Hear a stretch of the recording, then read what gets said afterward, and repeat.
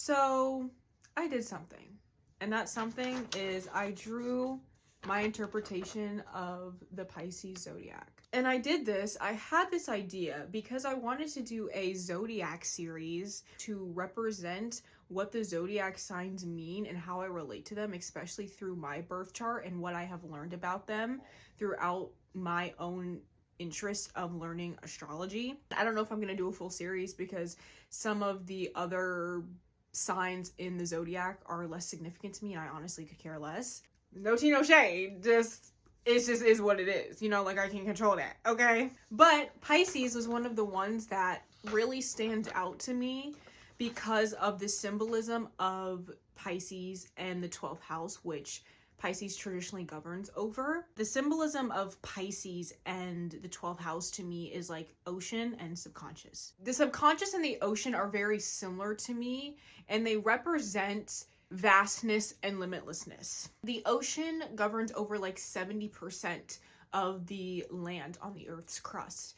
And our subconscious governs and rules over like 95% of our behaviors, our thoughts, our feelings, our emotions. And as I have increasingly learned more about Pisces within how it affects and shows up within my own life and my own chart, because I do have a Pisces 8th house stellium, just within astrology in general, and it's become increasingly more sacred to me because every time it hits Pisces season and that area of my chart is activated, my relationship with that energy grows rings like an aging tree. And it's so beautiful because the way that I perceive it or interpret it and the way that I experience it, it's like an initiation that initiates me further and deeper within myself, understanding myself and letting go of the things that don't serve me and the things that I have learned about myself up until that point, because Pisces is the end of the zodiac until we hit Aries season. But I bring up the symbolism of Pisces being water and the 12th house being subconscious because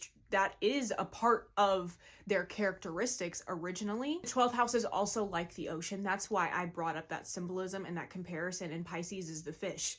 Pisces is the fish that dives into the depths of the ocean, the subconscious, the ocean of our subconscious. Pisces, the energy of Pisces is, yes, whimsical and intuitive, but it's also curious. It's also very much willing to initiate itself into understanding itself in a deeper way. It is very much willing to initiate itself into facing the darkness, because when you get deeper and deeper into the ocean, your subconscious, there's no light there, right? You know, you have the top level, which is light, is the things that we automatically can see, the things that we're automatically kind of aware of.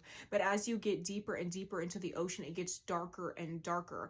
And when the Pisces fish goes down and down and down, and it chooses to come back up again to the surface of the water, it takes that wisdom, it takes that darkness, and it sheds lights to it, and it integrates it in such a beautiful way. And this almost death and rebirth process definitely for me includes Scorpio energy, because Pisces does land in my 8th house, which is traditionally ruled by Scorpio. But it has that death and that rebirth aspect that I also feel like also entangled with the 12th house. Like there's so many aspects because it's so like all interconnected. Like obviously the zodiac works together. It's not just one isolated thing happening. It's multiple facets. You know, your zodiac sign is an ecosystem that works together, just like the ecosystem of our body, just like the ecosystem of the universe, just like the ecosystem of the universe. It is holistic. It is not just one thing. It's everything and then some. It's everything working together in a harmonious way.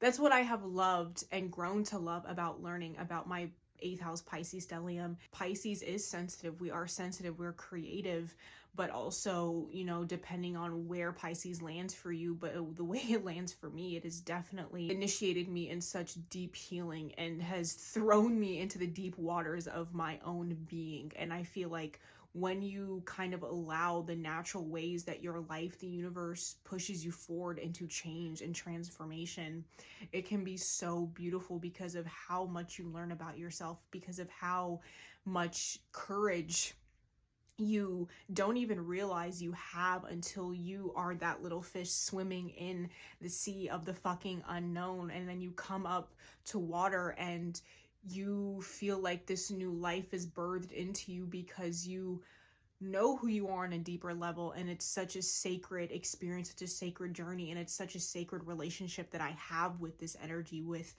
Piscean energy, with 12th house energy, because it is the unknown, it is the subconscious, it's so much more than that. It's the things that we don't it's like the disgusting shit that we don't want to face, that we don't want to be honest with ourselves about, but it's so beautiful and it's so healing and transforming if you allow it to move you in that direction. And as I have here in my drawing, I have the moon cascading over the water. So as the fish, as we dive into the limitless universal oceanic depths of our subconscious, we still have the moon's light, aka our intuition, guiding us. I think of the Hermit card, it really is a time of going within, of tuning within your own internal world, tuning out the noise, relying less on external validation to tell you who you are, and really getting in tune with who the fuck you are, right? And when we think of the Hermit card in tarot, the man is looking at his feet, right? He's looking at one step in front of the other, and the only light that's guiding him is the star that's in that light post, and he has it only focused on the step ahead. He's not worrying about the whole fucking plan. He's not worrying about everything and in between. He's just focusing on one step ahead.